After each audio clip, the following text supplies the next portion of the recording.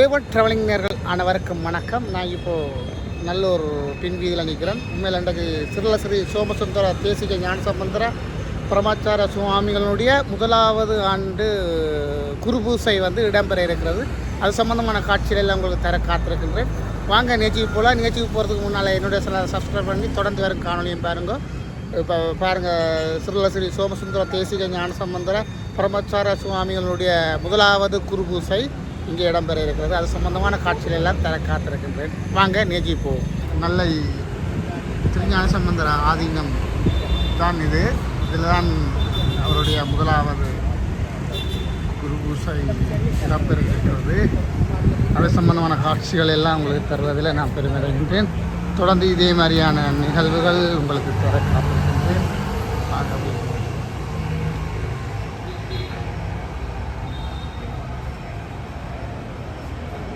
வணக்கம். இன்று நெல்லை திருஞான சம்பந்தர் ஆதீன இரண்டாவது குருமகா சன்னிதானம் ஸ்ரீ சோமசுந்தர தேசிக ஞானசம்பந்த பரமாச்சாரிய சுவாமிகளுடைய முதலாவது குருபூசை நன்னாள் சித்திரை திருவாதிரை அன்று மே மாதம் 1ஆம் தேதி மாலை இறையடியில் இணைந்த எங்கள் பெரும் மதிப்புக்குரிய சுவாமிகளுடைய முதலாவது குருபூசை நன்னாள் பக்தியோடு ஆரம்பமாக இருக்கின்றது. இன்றைய தினம் காலையிலே குருமூர்த்தி ஆலயத்திலே விசேட பூசை இடம்பெற்று சுவாமிகளினுடைய அஸ்தி வைக்கப்பட்டிருக்கிற திருவடிக்கு வழிபாடு நடைபெறும். அதனைத் தொடர்ந்து சுவாமிகளுடைய திருவுருவச் சிலை திறப்பு விழா இடம்பெறும். சுவாமிகளுடைய திருவுருவச் சிலையை நீண்ட காலம் நெல்லை ஆதீனத்தோடு மிகவும் நெருக்கமாக தொடர்புகளை வைத்திருந்த ஆதீன சுவாமிகளுடைய அன்புக்கு பாத்திரமான அவருடைய அடியவர் கம்பவாரதி ஜெயராஜ் ஐயா அவர்கள் உருவச்சிலையை திறந்து வைக்க இருக்கின்றார்கள். அதனைத் தொடர்ந்து ஆதீன கலா மண்டபத்திலே சுவாமியுடைய குருபூசையை முன்னிட்ட அரங்க நிகழ்ச்சிகள் சிறப்பாக இடம்பெறும். இந்த அரங்க நிகழ்ச்சியிலே ஆன்மீக பெரியவர்கள் மற்றும் வடக்கு மாகாண கௌரவ ஆளுநர் திரு வேதநாயன் அவர்கள், யாழ்ப்பாண பல்கலைக்கழக துணைவேந்தர் பேராசிரியர் வேல் நம்பி அவர்கள், யாழ் மாவட்ட அரசாங்க அதிபர் திரு மருதலிங்கம் பிரதீபன் அவர்கள், அகில இலங்கை இந்து மாமன்ற தலைவர் அபிராமி கைலாசபிள்ளை அவர்கள் மற்றும் பல பெரியவர்கள் இந்த வைபவத்திலே கலந்து கொள்கிறார்கள். எனவே சுவாமிகளுடைய இந்த வரலாற்று நிகழ்ச்சியிலே சிறப்பு மலர் ஒன்று சிவபூமி அறக்கட்டளையால் வெளியிடப்படுகிறது. அகில இலங்கை இந்து மாமன்றத்தாலும் சிறப்பு மலர் ஒன்று வெளியிடப்பட இருக்கிறது. 2 மலர்கள் சுவாமிகளுக்கு அர்ப்பணமாக வெளியிட்டு வைக்கப்படும். அதனைத் தொடர்ந்து நண்பர்கள் மகேஸ்வர பூசையோடு இன்றைய குருபூசை வைபவம் நிறைவேறும். நன்றி.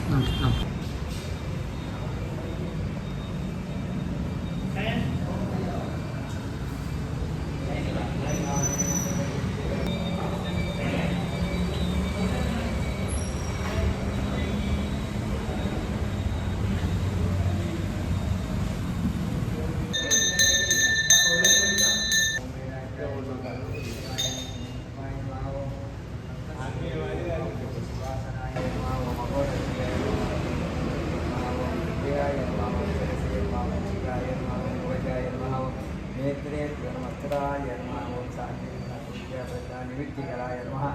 ஓம் சிவாசனாய நமः. ஓம் சிவமூர்த்தயே நமः. வித்யாபிராந்த மந்திரம்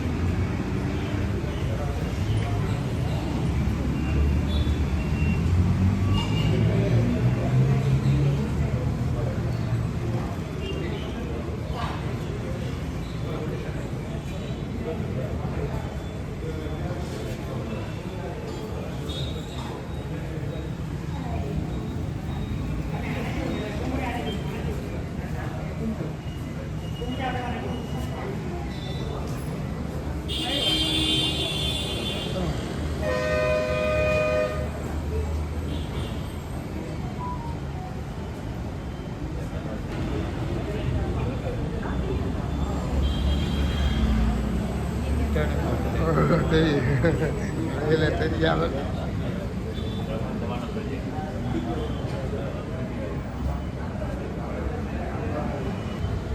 முதலாவது ஆதீனம் வந்து முதலாவது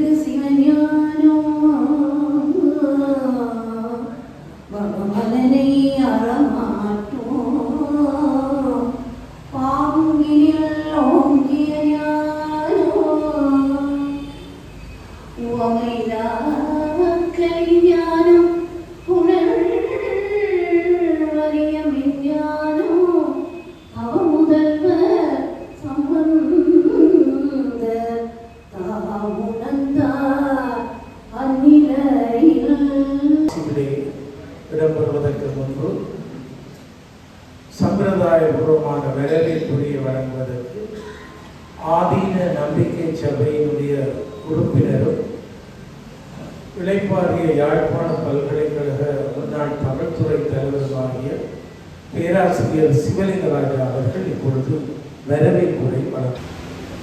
நன்மை குருமகா சன்னிதானம் 2வது சன்னிதானம் அவர்களில் இந்த ஆண்டு நிறைவுகளிலே இங்கு கலந்து கொண்டிருக்கின்ற உங்கள் அனைவருக்கும் என்னுடைய வணக்கங்களை கூறிக்கொண்டு எல்லாம் வந்த நிறுவனம் செய்வார் இந்த ஆதீனத்தின் செயற்பாடுகள் சிறப்பாக நடைபெற்றுக் கொண்டிருக்கிறது. அந்த வகையிலே இந்த விழாவிலே சிலை திறப்பு வைபவத்திலே கலந்து கொண்டிருக்கின்றவர்களை பார்க்கும் பொழுது எனக்கு ஒரு பாடல் நினைவுக்கு வந்தது. இங்கே என்னுடைய கமல்வாரணி கமல்ராவும் ஜெயராஜ் அவர்கள் வந்திருக்கிறார். இங்கே துணைவேந்தர் முதற்கொண்டு எங்களுடைய சைவத்தின் பொதுமுடிகளாக திகழ்கின்ற ஆதீன கர்த்தர்கள் பெருமதிப்புக்குரிய செஞ்சுத்திருவர் கலாநிதியார் பிரதம பொருட்களை அவர்கள் சைவத்தின் தூண்கள் என்று பேசப்படுகின்ற பல்வேறு தரப்பினர் பெரியார்கள் பேராசிரியர்கள் கவிஞர்கள் பல பேரும் குழுமியிருக்கின்ற இந்த சபையை பார்த்தவுடனே நான் ஒரு சிறியவனாக இந்த விழாவிலே வரவேற்புரை செய்ய வந்திருக்கிறேன் என்று எனக்குள்ளே நினைத்துக் கொண்டோம். 2 விடயங்களை உங்களுக்கு நான் இந்த ஆதீனம் தொடங்கிய கால தொடக்கம் ஏதோ ஒரு வகையில் ஏதோ ஒரு நிலையில் இருக்கும் ஆதீனத்தோடு எனக்கு தொடர்கிறது. நான் இடைப்பாறைய பொழுது இந்த நிர்வாக குழுவிலே ஒருவராக சேரும்படி கேட்டுக்கொண்டார்கள். உடனடியாகவே ஒத்துக்கொண்டேன். இளமையிலேயே நமக்கு துறவு வாழ்க்கையில் ஈடுபாடு என்பது உண்டு. எனவே இந்த ஆதீனத்தினுடைய பணிகளிலே நான் என்னால் இயங்குவதை செய்யலாம் என்று நான் உடன்பட்டேன். இதனாலே நான் ஆதீனம் சுவாமிகளிடம் வந்து கிடைக்கிற வருகின்ற பொழுது சுவாமி நினைக்கிறதே என்ன சுவாமி அவர் சொல்லுவார். நான் உண்மையாளர்கள் சொல்லுவேன், முகஸ்தலிக்காக எல்லாம் அவர் திரும்பியிருக்கிறார். அவர் தேவையான எல்லாத்தையும் செய்து கொண்டிருக்கிறார். உடல்நலம் இருந்தாலும் வைத்தியம், அவர் வருகிறார்கள் இருந்தாலும் அவருக்கு ஒழுங்கு என்னை அவர்கள் கவனமாக பார்த்து கொண்டிருக்கிறார் என்று அடிக்கடி சொல்லிக் கொடுத்தார். எனவே அந்த தொடர்ச்சியாக அவருடைய இறுதி நிகழ்வுகளிலேயும் அவர் கலந்து கொண்டு அந்நேரம். எனவே இந்த முன்னுரையோடு நான் நீண்ட நேரம் வரவேற்புரை செய்யாமல் மிக சுருக்கமாக எனது வரவேற்புரை நிறைவு செய்யலாம். இங்கே கலந்து கொண்டிருக்கின்ற எல்லா சமயத்தை சேர்ந்தவர்கள், எல்லா தரத்தை சேர்ந்தவர்கள் ஒவ்வொருவராக எங்களுடைய ஆதீன பிரதம சுவாசாரியார் ஜெகதீச புத்துரையா அவர்களையும், அவருக்கு அகத்தியார் அடிகள் அவர்களையும், எங்கள் ஆன்மீகத்துடைய ரிஷி பொங்குநாதன் சுவாமி அவர்களையும், அவத்திரு வேதன் சுவாமிகள் அவர்களையும், சிவத்திரு வேதவியாஸ் அவர்களையும், சிவேந்திர சைதன்யர் அவர்களையும் நான் முதற்கண் அவர் பாதங்களை என் சிரத்துக்கு பணிந்து வரவேற்புரை வர உண்மையாக அவர்கள் வரவேற்பதில். அடுத்ததாக இந்த விழாவுக்கு தலைவராக தலைவர் அவர்களை பற்றி நான் நிறைய பேச வேண்டும். ஆனால் இந்த இடத்திலே சுருக்கமாக என்னுடைய சைவத்தையும் தமிழையும் அர்ப்பணிப்போடு பாதுகாத்து எல்லோரையும் அரவணைத்து என்னுடைய பணியை சேர்க்கிறார் என்ற முறையில் சொல்வதானால் உண்டன் சோறும் கருதும் நீரும் சுவாசிக்கும் காற்றும் எல்லாமே சைவமும் தமிழும் என்று வாழ்கின்ற செஞ்சல் செல்வர் கலாநிதி ஆறு திருமுறைகளுக்கு நான் வரவேற்புரை என்று சொன்னார்கள். அவரை நான் எனக்கு ஏற்கிறது என்று கூறி அவரை கையெழுத்து. அடுத்ததாக இங்கே இனிமேல் நிறைவேறுகின்ற எங்கள் அன்புக்குரியவர்களை கூறுவதற்கு முன்பு அடுத்ததாக கம்பபாண்டி ஜெயராஜ் ஜெயராஜ் வந்து இறங்கிய பொழுது நான் என்ற நண்பருக்கு சொன்னேன், அதை சொல்வதற்கு நான் எந்த விதமாக போஸ்டரிக்காகவும் சொல்லவில்லை, எந்தவித எதிர்பார்ப்போடும் சொல்லவில்லை. ராசகிரி வந்து இறங்கி இருக்கிறது. ஏனென்றால் இன்னும் குழப்பணிக்கு இந்த ராசகிரி வந்து இறங்கிட்டால் அது கொண்டுதான் போகும். எனவே என்னுடைய அன்புக்குரிய ஜெயராஜ் அவர்கள் இந்த வருகை வந்தது மட்டற்ற மகிழ்ச்சியை தருகிறது. ஜெயராஜ் அவர்கள் நினைக்கின்ற பொழுதுதான் இந்த குழுவில் இருக்கின்ற இந்த கூட்டத்தை பற்றி கம்பன் இந்த பேரால் வழங்குகின்ற ஒரு தனிப்பாடல் அடிக்கடி இந்த பாடலை பற்றி நானும் கவிஞர் சோபாவும் பேசிக் கொள்வோம்.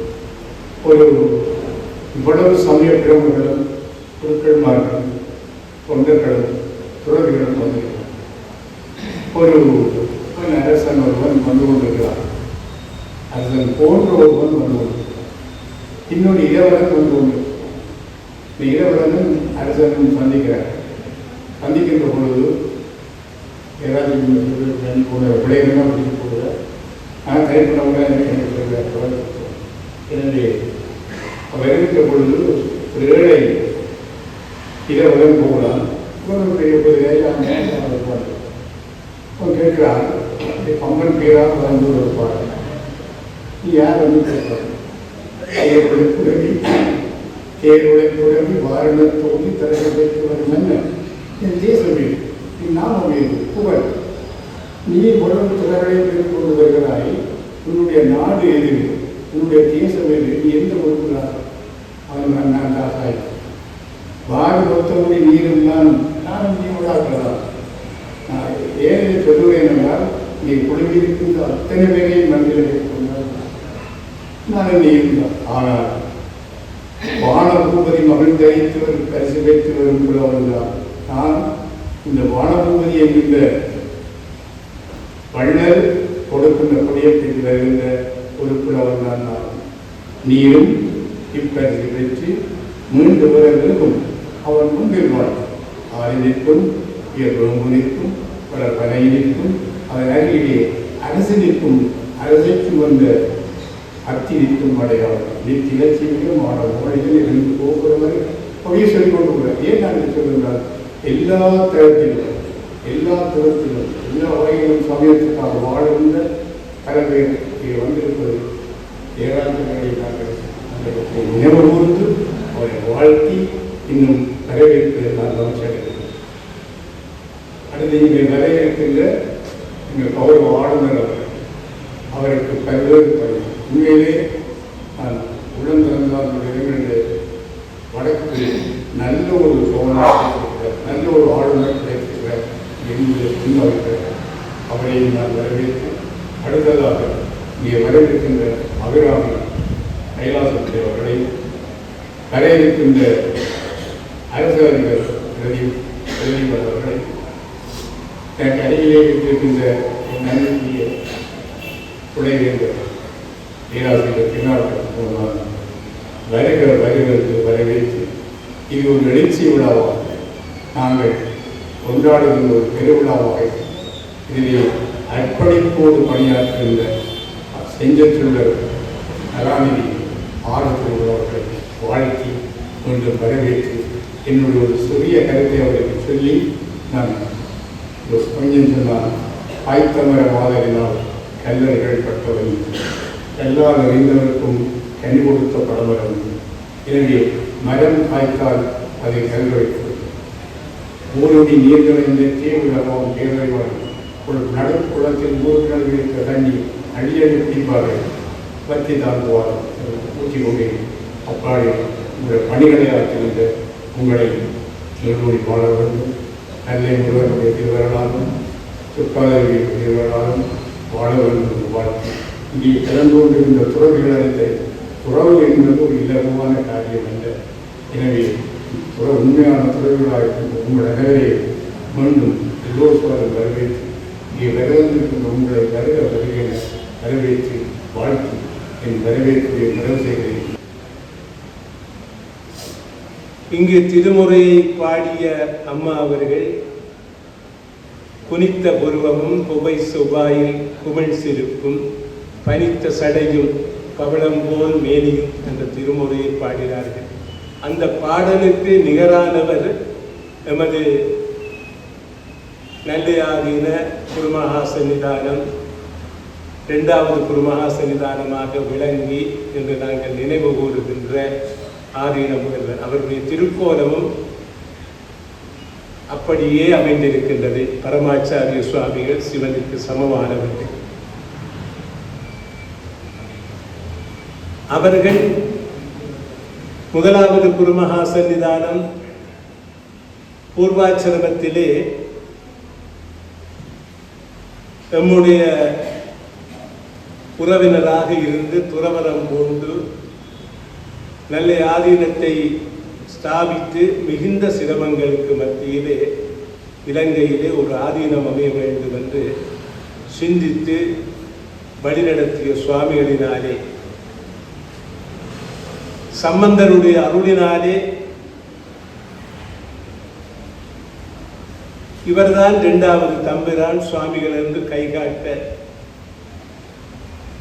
அந்த பீடத்தை அலங்கரித்தவர்கள் நமது சோமசுந்தர பரமாச்சாரிய சுவாமிகள்.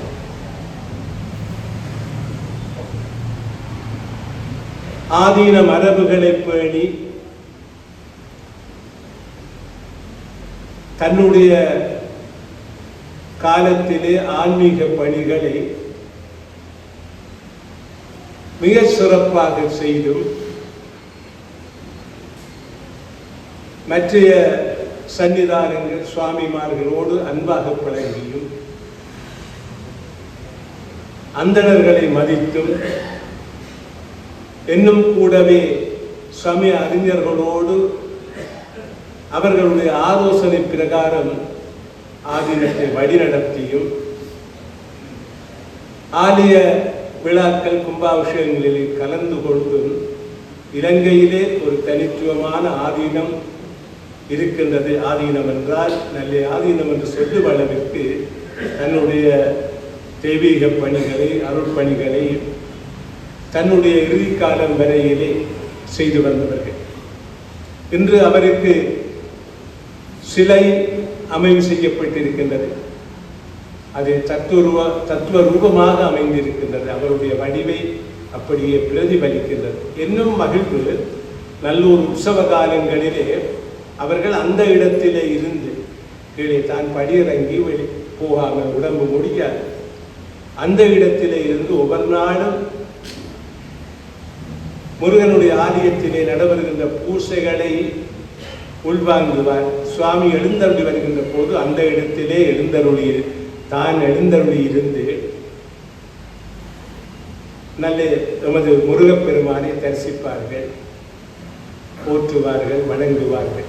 அந்த இடத்திலே அற்புதமாக அவருக்கு சிலையை திருமுருகன் ஐயா அவர்கள் அமைத்திருக்கின்றார்கள். இது திருவருள் பிரகாரம் அமைந்திருக்கின்றது. எல்லோரும் நினைவு கூறக்கூடிய வகையிலே அது அமைந்திருக்கின்றது. என்னும் காலத்திலே தன்னுடைய ஆதீன பணிகளுக்கு பல ஆண்டு காலமாக திருமுருகன் ஐயா அவர்களோடு தொடர்புகள் வைத்து அவர்களுடைய ஆலோசனை பிரகாரம் ஆதீனத்துக்கு என்ன நெருக்கடிகள் ஏற்படுகின்ற போதும் அல்லது தன்னுடைய மனதிலே சஞ்சலங்கள் ஏற்படுகின்ற போதும் கலந்துரையாடி அதை நிறைவாக ஆதீன பணிகளை செய்வதற்கு செய்தவர்கள். அவர்களுடைய பணிக்கு இந்த மண்டபம், ஆதீன மண்டபம் எல்லாம் திருமுருகன் அவர்களுடைய வழிகாட்டலிலே இந்து மாமன்றம் என்னும் லண்டன் வாழ் சைவ பெருமக்கள் எல்லோரும் உதவி செய்து இன்று நல்ல ஆதீனம் என்று அது நிறுவனமாக நிமிர்ந்து இருக்கக்கூடிய வகையிலே அமைந்திருக்கு. எனது பரமகுரு சிவயோக சுவாமிகள் சத்குருநாதனை மனதிலே இணைந்து எங்களுடைய அன்புக்கும் பெருமதிப்புக்கும் உரிய நல்ல ஆதீன சுவாமிகளின் பாதம் பணிந்து இந்த அவையிலே கூடியிருக்கின்ற கொண்டிருக்கின்ற அனைத்து தெய்வீக ஆன்மாக்களுக்கும் எனது முதற்கண் வணக்கங்கள். பல வருடங்களுக்கு முன்னர் ஆறு திருமுருகன் ஐயா ஒரு பாடசாலையிலே பேசும் பொழுது நானும் கூட போயிருந்தேன். வழிபாடு எப்படி செய்வது, பிரார்த்தனை என்றால் என்று சொல்லி ஆழமாக சொன்னார். என்னுடைய மனதிலே அது ஆழ பதித்தது. இன்று நிகழ்விலே பிரார்த்தனை முறை என்று போட்டிருந்தார்கள். அதற்கமைய ஆர்திமுருகன் ஐயா சொன்னார், வழிபாடு பிரார்த்தனை என்றால் முதலாவது இறைவனுக்கு நாங்கள் நன்றி சொல்ல வேண்டும். இரண்டாவதாக இறைவனிடம் நாங்கள் செய்த பிழைகளுக்கு மன்னிப்பு கேட்க வேண்டும். மூன்றாவதாக எங்களுடைய வேண்டுதல்களை வைக்க வேண்டும். அந்த வரிசையிலே முதலாவதாக எனது நன்றியை நல்லூர் ஆணுக்கும் இந்த நல்லையாதீன குருமணிகளுக்கும் தெரிவித்துக் கொள்கின்றேன். எங்கள் மண்ணிலே ஒரு ஆதீனம் காவி உடுத்த துறவி என்று சொல்லி நாங்கள் கண்கண்ட தெய்வங்களாக கண்டது நல்லையாதீனத்தை அளித்தான். ஆதீன மரபிது பெரிய சுவாமிகள், அதனைத் தொடர்ந்து எங்களுடைய ஆதீன சுவாமிகள். எனக்கு நல்ல ஞாபகம் இருக்கின்றது. 81ஆம் ஆண்டு, 82ஆம் ஆண்டு, 83ஆம் ஆண்டுகளிலே ஒரு இளைஞனாக சுவாமிகளுடைய பீடாரோகண விழாவிலே கலந்து கொள்வேன். பெரிய ஆச்சரியம் என்னவென்றால், சுவாமி பொருவிலே இருப்பார். ஒரு இளைஞனாக நாய்மார்கட்டு சாம்பமூர்த்தி சுவாச்சாரியால் நின்று நெறிப்படுத்துவார். அவருடைய மூத்த புதல்வன் ஒரு வசந்த மண்டபத்திலே எப்படி பூசை நடக்குமோ அதை போல அடுக்கு தீபம் எல்லா தீபங்களையும் காட்டி அவருக்கு ஆராதனை நடைபெறும். அந்த பாரம்பரியத்தை ஜெகதீஸ்வர குருக்கள் ஐயா தொடர்ந்து இப்பொழுதும் செய்து கொண்டிருக்கிறார். இளைஞர் சுவாமிகளை பற்றிய வீடியோவை எடுத்தது தானேதான் என்பதை இந்த பகிரங்க சபையிலே ஒத்துக்கொண்டிருந்தார். அது மிக முக்கியம். அதை இன்றைக்கு தான் அவர்கள் இந்த சபையிலே வெளியிட்டிருக்கிறார். குறிப்பாக நெல்லை ஆதீன சுவாமிகள் தொடர்பாக அவர்கள் தன்னுடைய இந்த கடமையை இப்படி செய்யுங்கள் என்று பல வருஷமாக சொல்லிக் கொண்டிருந்தார்கள். அவருடைய விருப்பத்தை நிறைவேற்ற வேண்டியதானே எங்களுடைய கடமை என்று அவர்கள் இறைவனம் அடைந்தவுடனும் நான் ரிஷி தொண்டநாத சுவாமிகளோடு ஆலோசனை செய்தேன். அதுதான் நாங்கள் செய்ய வேண்டியது என்று சொன்னார். எனவே இன்றைக்கு அவர்கள் இந்த அறிவித்தலை பொதுமக்களுக்கு வழங்கி இருப்பது நல்லது என்று கூறி, இப்பொழுது இந்த ஆன்மீக பெரியவர்களுடைய இந்த சபையிலே இவர் எல்லோரும் மூத்தவராக இருக்கின்ற கம்பபாரதி அண்ணன் ஜெயராஜ் அவர்கள் வந்திருக்கிறார்கள். எங்கள் எல்லோருக்கும் முதல் யாழ்ப்பாணம் இந்து கல்லூரியிலே மாணவனாக இருக்கின்ற போது உரையாற்ற தொடங்கி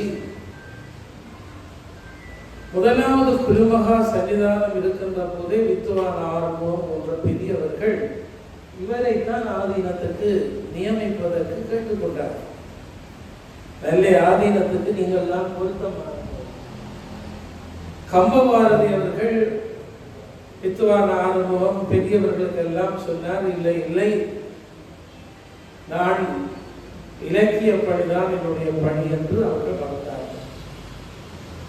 முதலாவது குருமகா சன்னிதானம் இறைவனம் அடைந்த போது நான் முன்னாலே மரியன் பென்ஷனியர் அம்பலவாணர் வீட்டிலே தங்கி இருந்து படித்துக் கொண்டுள்ள காலம். ஆனால் திருமுருகன் வேண்டுகோளாக இல்லாமல் கட்டளையாக போட்டு, அண்ணே நீங்கள் வரத்தான் வேண்டும் என்று உத்தரவிட்ட காரணத்தினாலே இங்கே வந்து நான் உட்கார்ந்திருக்கிறேன். சுவாமிகளுடைய சிலை திறப்பு என் மூலமாக நிகழ வேண்டும் என்பது திருவருள் சம்மதம் என்று நான் நினைக்கிறேன். இந்த ஆதீனத்துக்கும் எனக்குமான தொடர்பை சொல்வதானால் அது ஒரு நீண்ட சொற்பொழிவாக ஆகிவிடும். ஆனாலும் அதில் ஒரு சிலவற்றை சொல்ல வேண்டித்தான் இருக்கிறது. நேரத்தை சுருக்கி சொல்ல வேண்டி இருக்கிறது. நம்முடைய சமாதி அடைந்த அல்லது அமரத்துவம் அடைந்த சுவாமிகளுக்கு முன்பிருந்த முதல் ஆதீனம் அவர்களுடைய முதல் பேச்சு யாழ்ப்பாணத்திலே அவர் துறவியாக பொறுப்பேற்ற பிறகு, ஆதீன கர்த்தராக பொறுப்பேற்று வந்த பிறகு, அங்கே மதுரையிலே போய் சந்நியாசம் வாங்கி வந்த பிறகு முதல் சொற்பொழிவு எங்களுடைய வண்ணார்பண்ணை சிவன் கோயிலிலே நடந்தது. அப்போது நான் யாழ்ப்பாணத்தில் இல்லை. என்னுடைய பெற்றோர் வேலை காரணமாக, தந்தையினுடைய வேலை காரணமாக நான் சிலாபத்திலே இருந்தேன். ஒரு லீவுக்கு என்னுடைய மாமனார் வீடு, அப்பொழுது மேயராக இருந்தவர் விஸ்வநாதன், அவர் வீட்டுக்கு வந்திருந்த பொழுது அந்த பேச்சுக்கு என்னை அழைத்து சென்றார்கள். நான் அப்போ 7ஆம் வகுப்பு. எனக்கு எல்லாம் புதிதாக இருந்தது. முட்டந்தலை, காதிலே பெரிய வளையம், காவி உடை, நிறைய ருத்ராட்ச மாலை. எனக்கு அப்பொழுது சமயத்தோடு அதிக தொடர்பில்லை, இலக்கியத்தோடும் தொடர்பில்லை. சும்மா ஒரு சின்ன பிள்ளையாக அவருடைய பேச்சை கேட்டேன். ஆச்சரியமாக இருந்தது. இதுதான் நான் அவரை சந்தித்த முதல் அனுபவம். அதற்கு பிறகு சுவாமிகள் இந்த ஆதீனத்தை ஸ்தாபித்திருந்தார்கள். எனக்கும் அதுக்கும் ஒரு தொடர்பும் இல்லை. அப்படி ஆதீனத்தை ஸ்தாபித்த பிறகு சுவாமிகள், பழைய சுவாமிகள் ஆண்டுதோறும் ஒரு விழா நடத்துவார். அதுக்கு ஏதோ பெயர் திருமுறை திருவிழாவோ ஏதோ 10 நாட்கள் நடக்கும். அந்த விழா 10 நாட்கள் நடக்கும். நான் அப்போது யாழ்ப்பாணத்துக்கு வந்து பேசத் தொடங்கிவிட்டேன். நாங்கள் ஒரு சின்ன குழுவாக சேர்ந்து பட்டி மண்டபங்கள் நடத்தி கொண்டிருந்தோம். அப்போது திருமுருகன், சிவகுமார் எல்லாம் இல்லை. அப்பொழுது என்னோடு இணைந்திருந்தது பிறகு முதலமைச்சராக இருந்த வரதராஜ பெருமாள், குமரன் BA என்று ஒரு தமிழாசிரியர், திருநந்தகுமார், இப்படி நாங்கள் கொஞ்சம் பேர் தான் அந்த பட்டி மண்டபம் வழக்காடு மன்றம். டியூட்டடிகளிலே சரஸ்வதி பூசை நடந்தால் எங்களை கூப்பிடுவார்கள், நாங்கள் நடத்துவோம். பெரிய சுவாமிக்கு அது எப்படியோ தெரிந்திருந்தது. அதை தெரிந்து பெரிய சுவாமி அவர்கள் ஒரு முறை அந்த திருமுறை விழாவிலே ஒரு நிகழ்ச்சி உங்களுக்கு போட என்னை கூப்பிட்டு அனுப்பினார். கூப்பிட்டு உங்களுக்கு ஒரு நிகழ்ச்சி போட போகிறேன், நீங்கள் ஒரு பட்டிமண்டபம் செய்ய வேண்டும், உங்களோட சேர்ந்து ஒரு பட்டிமண்டபம் செய்ய வேண்டும் என்று கேட்டார். நான் தலைப்பு, பெயர்கள் எல்லாம் எழுதி அவருக்கு கொடுத்து விட்டேன். அது 10 நாள் விழா என்றபடியால் இந்த நோட்டீஸில் போட அவருக்கு எல்லாரும் பெயரும் போட இடமில்லை. அதனாலே என்ன செய்திருந்தார் என்றால், ஜெயராஜ் குழுவினர் நடத்தும் பட்டிமண்டபம் என்று அதில் அடிச்சிருந்தார். எனக்கு அப்பவே கொஞ்சம் கொழுப்பு இருந்திருக்கும் போல் இருக்கிறது. அப்பவே தான் இப்பவும் இருக்கிறது என்று திருமுருகன் தலையாட்டுகிறார். எனக்கு அது பிடிக்கவில்லை. பேச்சாளர்களுடைய பெயர் போடாமல் அது என்ன ஜெயராஜ் குழுவினர் என்று போடுவது என்று நாங்கள் அந்த பட்டிமண்டபத்துக்கு போகவில்லை, செய்யவில்லை. இது எனக்கு 2வது அனுபவம். பிறகு சாமி என்னோடு கோபித்துக் கொண்டிருப்பார் என்று நினைத்தேன். கம்பன் விழா அதுக்கு பிறகுதான் தொடங்குகிறோம். 80 81 இங்கே ஒரு நிகழ்ச்சி நடத்த வேண்டும், சுவாமிகிட்ட போய் கேட்போம் என்று போய் கேட்டாள். அவர் அது பற்றிய எந்த பிரதிபலிப்பும் இல்லாமல், நல்லா செய்யுங்கள், மண்டபம் இருக்கிறது தானே, இங்கே கம்பன் விழாவை செய்யுங்கள் என்றார். முதல் நாள் அவர் தான் ஆசி உரை. நான் அவர் இருந்து எங்கள் கம்பன் விழாவை பார்ப்போம் என்றால், அப்போ கம்பன் விழாவுக்கு கூட்டமே வராது. மிஞ்சி போனால் ஒரு 15 பேர். பேச்சாளர்கள் எல்லாம் பேச வந்து விடுவார்கள், கேட்க ஆட்கள் வர மாட்டார்கள். அப்போ நான் என்னைத்தான் விடுங்குவார்கள். இங்கே தொடங்கவில்லையா, 15 பேரை வச்சு எப்படி தொடங்குவது? நான் சிவன் கோயிலுக்குள்ள போய் ஒளித்து நிற்பேன். என்னுடைய அனுபவம் ஏனென்றால், இந்த பேச்சாளர்களிடமிருந்து தப்புவதற்காக சிவன் கோயிலே போய் ஒளிந்து நிற்பேன். பிறகு கொஞ்சம் கூட்டம் வந்தது என்ற பிறகு இந்த நண்பர்கள் வந்து சொல்லுவார்கள், கொஞ்சம் என்றால் ஒரு 50 பேர் 40 பேர் வந்து நிகழ்ச்சியை தொடங்குவோம். நான் சுவாமி இருப்பார் என்று நினைத்தால், சுவாமிக்கு அன்றைக்கு ஜீவ பிரசங்கம், அவர் போய்விட்டார். போற பொழுது சொன்னால், இந்த நிகழ்ச்சி ரெக்கார்ட் பண்ணினால் எனக்கு கொண்டு வந்து அதை தாருங்கள் என்றார். அன்றைக்கு தற்செயலாக நிகழ்ச்சியும் நல்லபடியாக அமைந்து விட்டது, பட்டிமன்றமும் அமைந்து விட்டது. சொக்கன் மாஸ்டர், பரந்தில்லி ராஜா போன்றவர்களெல்லாம் இருந்தார்கள். அன்றைக்கு என் பேச்சு நன்றாக இருந்ததாக பலரும் சொல்ல எனக்கு உள்ளே ஒரு மகிழ்ச்சி. நான் அப்போ வயது ரொம்ப சின்ன வயது. உடனே அந்த ரெக்கார்டை, அந்த டேப் டேப் பண்ணின டேப்பை கொண்டு வந்து ராத்திரியே சுவாமியிடம் கொடுத்து விட்டு அவர் பேசி முடிச்சு கலைச்சு போயிருக்கிறார். கொடுத்து விட்டு போய்விட்டேன். அடுத்த நாள் அவருடைய அபிப்பிராயம் கேட்க வேண்டும் என்று வந்தால் சாமி என்னை பார்த்து கேட்டார், ஆறு உங்களுக்குள்ள ஒரு பொம்பளை நல்லா பேசினார், ஆறு அந்த பொம்பளை என்று கேட்டார்.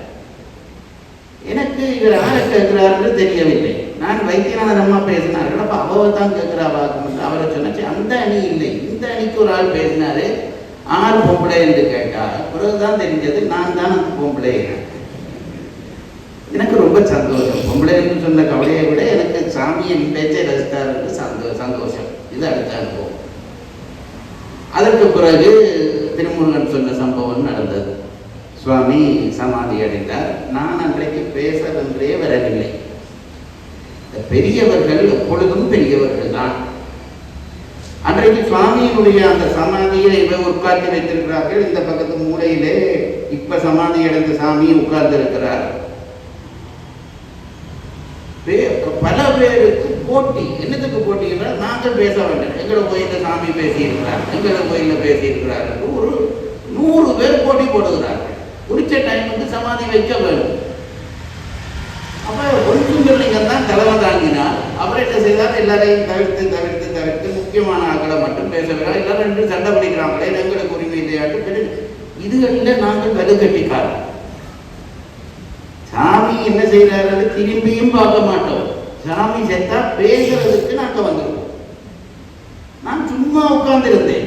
வித்வான் ஆரம்பத்துக்கு அவரை என்னுடைய ஆசிரியர் அவர் என்ன கூப்பிட்டு இதான் பேச வேண்டும்.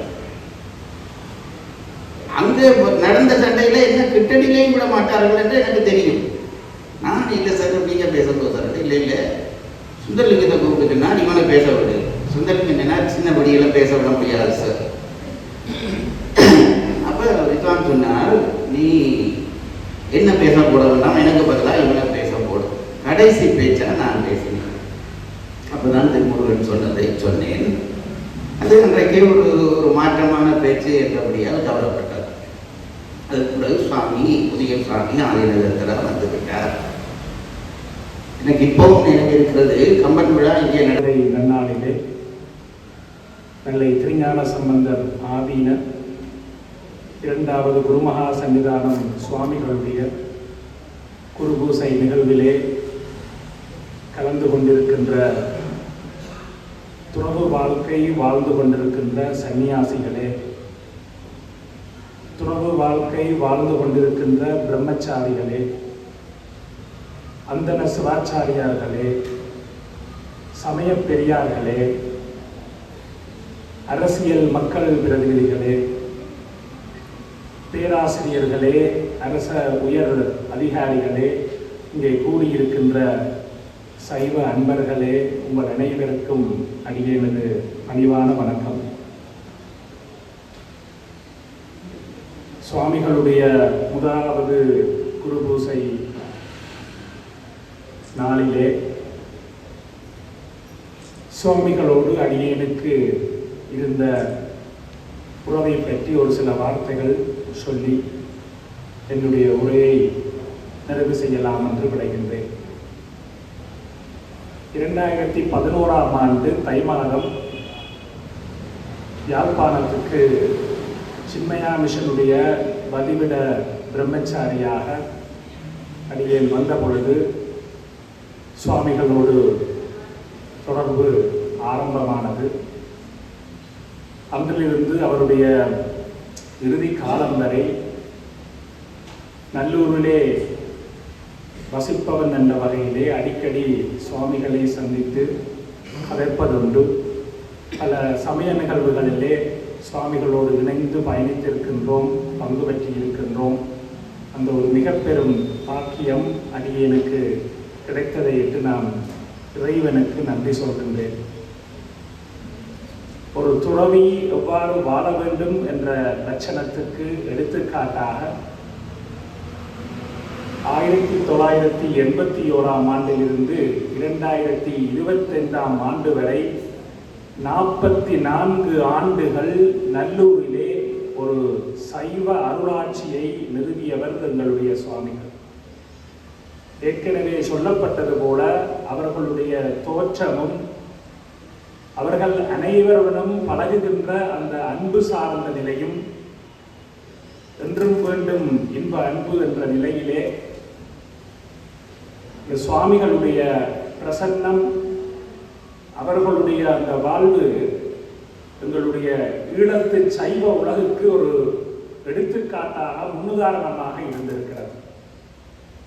துறவு வாழ்க்கையை வாழ்ந்து கொண்டிருப்பவன் என்கின்ற அடிப்படையிலும் ஒரு சந்நியாசி என்கின்ற அடிப்படையிலும் அந்த வாழ்க்கையை வாழ்வது எந்தவித கடுமையான ஒரு விமர்சனங்களுக்கு உட்படாமல், நாட்டினுடைய போர்க்கால சூழலாக இருக்கலாம், இந்திய இராணுவத்தினுடைய காலப்பகுதியாக இருக்கலாம், இடப்பெயர்வுகளாக இருக்கலாம், இவ்வளவு காலங்களுக்கு மத்தியிலும் பல சவால்களுக்கு மத்தியிலே சைவத்தினுடைய ஒரு அடையாளமாக அவர் திகழ்ந்தார். அதுவும் 44 ஆண்டுகள், கிட்டத்தட்ட அரை நூற்றாண்டு. இதை நினைத்து பார்த்தால் இது ஒரு மிக பெரும் சாதனை. இதனை யாராலுமே சாதிக்க முடியாது. அப்படியான ஒரு நிலையிலே சுவாமிகளுடைய அந்த வழிகாட்டல், எங்களுக்கும் இளையவர்களாக நாங்கள் இருக்கக்கூடிய சூழலிலே அவருடைய அன்புடன் கூடிய வழிகாட்டலும், துறவு பற்றிய அவருடைய சிந்தனைகளையும் பகிர்ந்து கொள்ளுகின்ற அந்த அன்புக்கு தலைவணங்கி, இரண்டாவதாக துறவியர்களை, சந்நியாசிகளை, துறவு வாழ்க்கை வாழுகின்ற பிரம்மச்சாரிகளை எங்களுடைய சைவ உலகம் பேண வேண்டும், பாதுகாக்க வேண்டும், போற்ற வேண்டும். இதனை நான் ஒரு துறவியாக இருந்து, சன்னியாசியாக இருந்து சொல்லுகின்றேன் என்பதற்கு அப்பாலே சுவாமிகளுடைய குருபூசை தினத்திலே குருமகா சன்னிதானத்தினுடைய திருப்பாதங்களை மனிதனாலே வணங்கி வாழ்த்தி, இங்கே அமைந்திருக்கின்ற துறவியர்கள், அந்தன சிவாச்சாரியார்கள், பிறகு தந்திருக்கின்ற ஆதீன அன்பர்கள், சிவ அடியவர்கள் அனைவருக்கும் அடியனுடைய இந்த நேர வணக்கம். இங்கே சுவாமிகளுடைய தன்மை, சுவாமிகள் பற்றி எல்லாம் நிறைய விடயங்கள் இங்கே பேசப்பட்டிருக்கிறது, கூறப்பட்டிருக்கிறது. நீங்கள் மறைந்திருப்பீர்கள். உண்மையில் சிறப்பான நாள். சுவாமிகளுடைய அந்த உருவம் கண்முன்னே இருப்பது போல அவருடைய திருவுருவச்சிலை அமைந்திருப்பது மிகவும் போற்றுதலுக்கும் வணக்கத்துக்கும் உரியது. அதற்காக முதலிலே நன்றி தெரிவித்துக் கொண்டு, அடியேன் யாழ்ப்பாணம் வேதாந்த மடத்தோடு 2001ஆம் ஆண்டு இணைந்து கொண்டேன். அப்போது என்னுடைய குருநாதர் 2006ஆம் ஆண்டு வரை உட்பட்ட காலத்திலே நான் பெரிதும் வெளியிடங்களுக்கு செல்வதும் இல்லை, அவரும் வெளியிடங்கள் என்று செல்வதும் இல்லை. ஆலய வழிபாடுகளோடு எங்களுடைய பணிகள் நிறைவேறும்.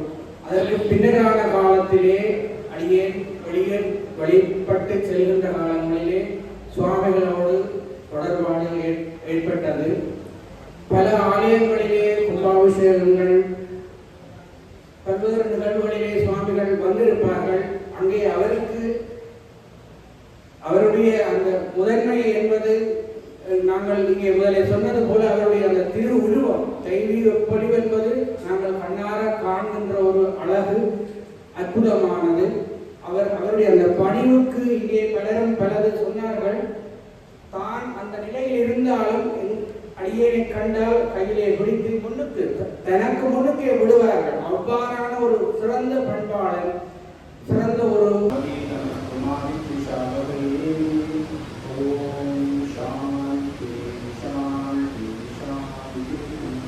ஓம் திரியம்பகம் யஜாமஹே சுகந்திம் புஷ்டிவர்தனம் உர்வாருகமிகந்தனாம் உஜ்ஜோஹோ முஷ்யமம்ருதாத். ஓம் சாந்தி சாந்தி சாந்தி. எல்லாம் நல்ல கண்டபெருமான பாதாரங்களை, அனைத்து குருவரங்கள் பாதாரங்களை வணங்கிக் கொண்டு இலக்கண் நமது அன்புக்கும் பேரன்புக்கும் பொறுப்புகளுக்கும் உரிய விஞ்ஞான சம்பந்த நிலையாவின 2வது ஆதீன சன்னிதானம் ஸ்ரீலஸ்ரீ சோமசுந்தர பரமாச்சாரிய சுவாமிகளின் பாதாரங்களை வழங்கிக் கொண்டு இங்கே வீட்டிருக்கின்ற அனைத்து துறவிகள், அந்தன சிவாச்சாரியார்கள், பேராசிரியர்கள், அரசியல் பிரமுகர்கள், நல்ல ஆதீன அன்பர்கள் மற்றும் எல்லாவற்றுக்கும் மேலாக நமது மிகவும் அன்புக்கும் அறிவுக்குரிய செஞ்சூர் செல்வ கலாநிதி ஆர் திருமுருகன் ஐயா அவர்களோடு பாராளுமன்றங்களையும் வழங்கிக் கொண்டு உண்மையாக அடியனுக்கு இந்த ஆதீனத்தை சிறு வயதிலிருந்தே தொடர்பிருக்கின்றது. முதலாவது ஆதீன சன்னிதானம் ஸ்ரீ சுவாமிநாத பரமாச்சாரியா மணிபாகவதம் சொல்வார்கள். இதில் சொன்னீங்கள் அதில் முந்தி இது சின்ன மண்டபம் நடக்கும் இருக்கும். அடிக்கடி பிரசங்கங்கள் நடக்கும். நல்லூர் கோயிலே வெகுமனத்திற்குள்ள பிரசங்கங்கள் நடக்கும். தீர்த்தத்தில் சுவாமி பேரவித்தியாசர் சொன்னது போல ஒரு தத்துவமான சிலை அங்கே அமைக்கப்பட்டுள்ளது. சுவாமிகள் மெதுவாக சிரிப்பார். அந்த சிரிப்போடு கூடிய அந்த சுவாமிகளுடைய உருவம் உண்மையில் சுவாமிகளுக்குள் வாழ்ந்து கொண்டிருக்கிறார் என்பதற்கான ஒரு சாட்சியம்தான் அந்த உருவச்சிலையாக இருக்கும். அதைவிட இந்த குருபூசை நாளில் சுவாமிகளுடைய விடயங்கள் அடங்கிய ஒரு சிறப்புடன் இங்கே தரப்பட்டிருக்கிறது. இங்கே பலரும் பல்வேறுபட்ட எங்கள் சமயம் சார்ந்த மனவர்த்தங்களை தெரிவித்துக் கொண்டிருந்தார்கள். ஆனாலும் இங்கே துறவிகள் ஒரு சபை இருக்கிறது. எனவே இந்த ஆதீனத்துக்கு ஒரு நல்ல பொருத்தமான சுவாமிகள் நிச்சயமாக கிடைப்பார். அது அந்தந்த காலத்தில் நடக்கும். அது நல்லூர் கந்த பெருமான் ஒருபோதும் அதை விட மாட்டார். நல்லை ஆதீனம் என்பது எங்கள் தமிழர்களுடைய ஒரு சைவ சமயத்தின் தலைமை விழா. அதை நாம் யாரும் மறந்துவிடக்கூடாது.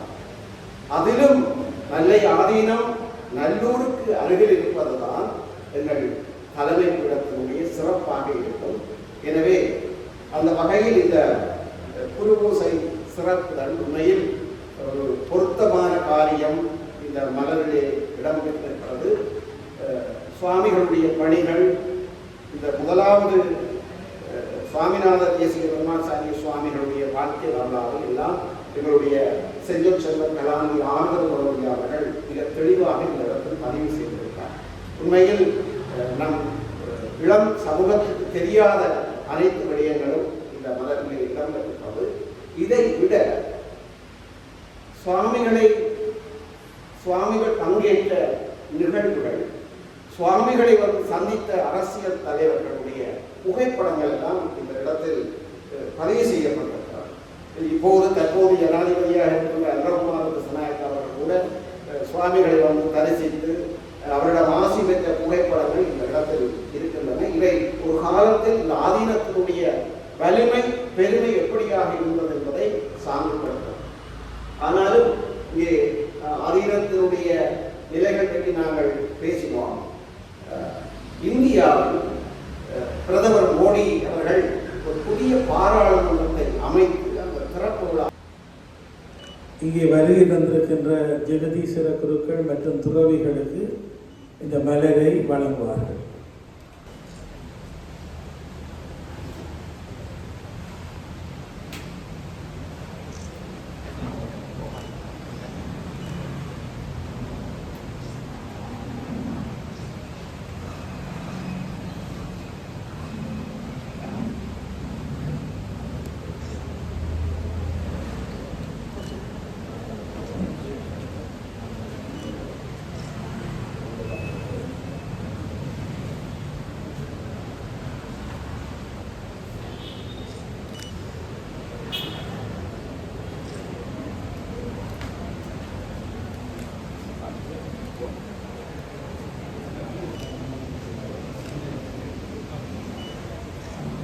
வருஷம் தான் கூடுதலாக சுவாமிகளோட கூடுதலாக ஈடுபாடு ஏற்பட்டது. இதை நாங்கள் அடிக்கடி கலைக்கிறது. ஒரு அது அதிகாரம் ஒன்று இருக்கணும். ஒரு அதிகாரம் என்ன மதத்துக்கு ஒரு அதிகாரம் ஒரு சபை ஒன்று இருக்கணும். ஏன்னா பல ஆலயங்களில் குறைபாடுகள் இருக்குன்னா அதுக்கு ஒரு மத்திய காலத்துக்காக இங்கே வரக்கூடியது அவர்களுக்கு ஒரு செய்தியை அனுப்பியிருக்கிறார்கள். அதை இப்போதும் வாசித்து விமர்சிய கருத்தை போகலாம் என்று நான் வந்திருக்கின்றேன். நல்லை கண்ணன் அருளும் ஆசியும் வேண்டி முதலில் அவரை வணங்குகின்றேன். நல்ல ஆதின குரு மாணவர்கள் இரண்டாம் குருமார் ரமிதானம் ஸ்ரீ சோமசுந்தர தேசிக ஞான சம்பந்தர பரமாச்சாரியார் சமாதிகளின் முதலாவது ஒரு பூசை நாளிலே இந்த உரையை நிறுத்துவதை குறித்து நான் தெரிவிக்கின்றேன். போவது தமிழும் சைவமும் உள்ளது காண்கள். அதை நாங்கள் குறிப்பாக நல்லூர் மண்ணிலே ஆரூர் நாங்கள் பிறந்த இந்த மண்ணிலே நிச்சயமாக அந்த இடைவெளி தற்காலிகமாக சில பிரச்சனைகள் வரலாம். அந்த இடைவெளி வராது என்பதை நிச்சயமாக நாங்கள் நம்ப வேண்டும். அதற்கு கமிட்டி செயற்பாடும் என்பதை கூறிக்கொண்டு மீண்டும் கூடிய ஒரு மகிழ்வோடு தொடங்குவதற்கான ஒரு வழியாக அமைந்திருக்கிறது மட்டுமல்ல, எங்கள் எல்லோருக்கும் நாங்கள் சிந்திக்க தவறிய அல்லது சிந்திக்க வேண்டிய தொடர்ந்து வருகிற காலங்களில் சிந்திக்க வேண்டிய சில செய்திகளையும் தந்திருப்பதாகத்தான் நாங்கள் பார்க்கக்கூடியதாக இருக்கின்றது. அந்த அடிப்படையில் நெல்லை ஆதீனத்துடைய இரண்டாவது குரு மகா சன்னிதானம் அவர்களை நாங்கள் எந்த காலத்திலுமே மறந்துவிட முடியாத அளவுக்கு அவருடைய செயற்பாடுகள் இருக்கின்றன.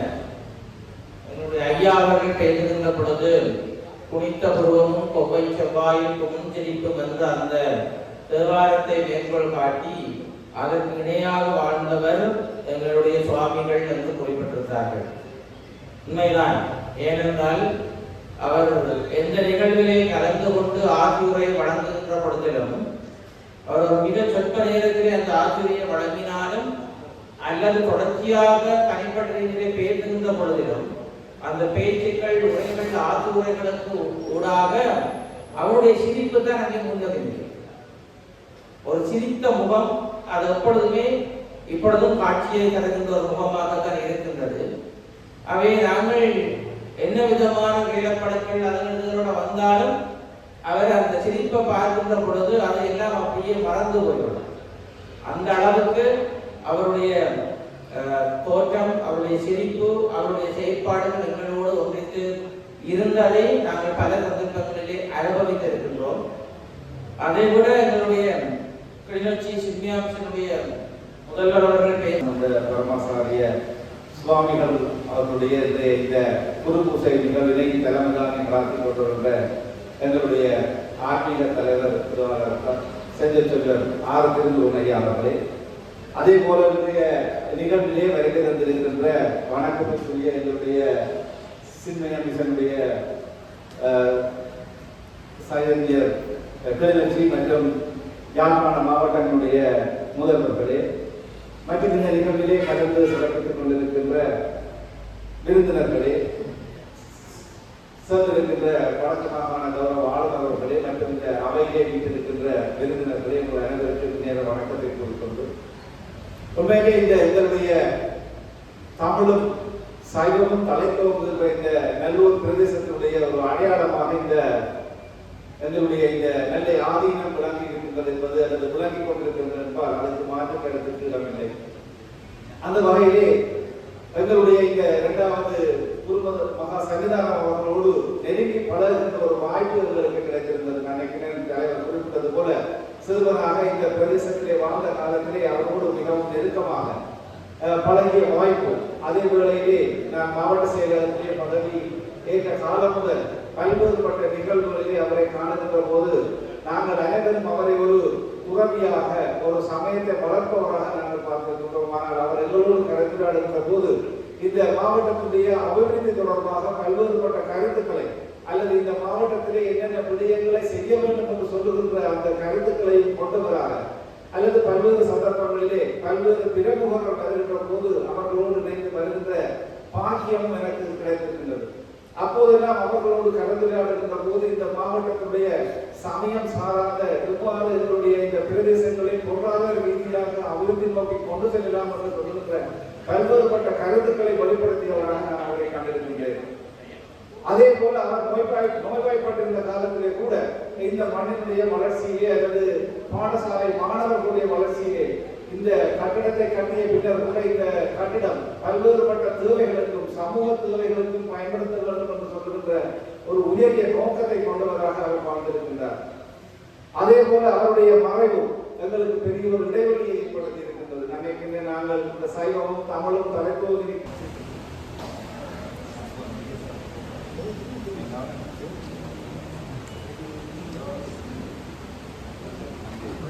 இப்பொழுது அரசாங்க அதிபர்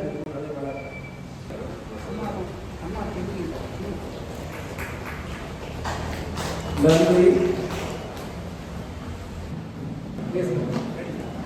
பெரியவர்களே, சுவாமி பயன்படுத்திய கடம்பனை பெற்றவள் பங்கினம் தென்கடம்பை திருக்கர கோயிலா தன்கடன் அடியேனையும் தாங்குதல் என் கடன்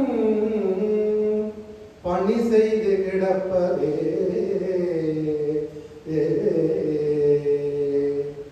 ஆதியாய் நடுவுமாய் அளவிலாளவுமாகி சோதியாய் உணர்வுமாகி தோன்றிய பொருளுமாகி